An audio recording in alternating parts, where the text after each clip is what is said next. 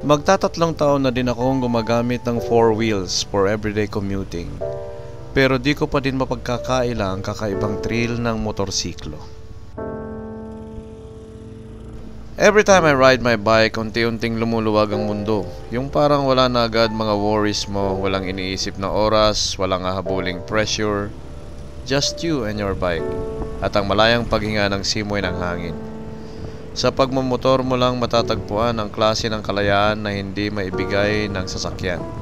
Isang kalayaang ramdam ng katawan at dala ng freedom to navigate.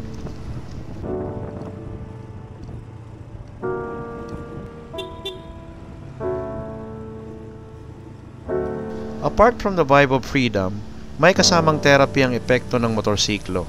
Malayo man o malapit, bikes provides us a unique experience. Open air, dinig mo mga sights and sounds, at dama mo ang tunay na presensya ng komunidad na sa motorsiklo mo lang madalas maranasan.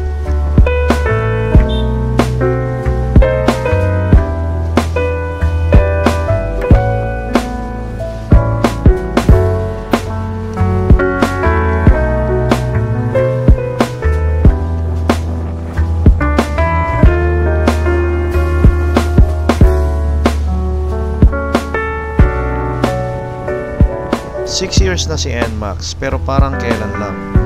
Dama ko pa din ang mga elemento ng paglalakbay gamit ang motorsiklo, kalayaan, komunidad at convenience. Siyempre, tipid din sa gas, kaya may time magmakdo. Magandang araw mga katrumpo.